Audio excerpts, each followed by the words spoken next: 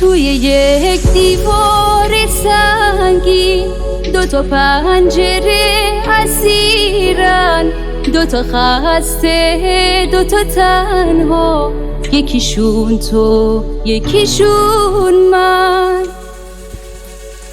دیوار از سنگ سیاهه، سنگ سرد و سخت خارا، زده قفل بی صدایی به لبای خسته ما. نمیتونیم که بجنبیم زیر سنگینی دیوار، همه عشق من و تو قصه هست، قصه دیوار.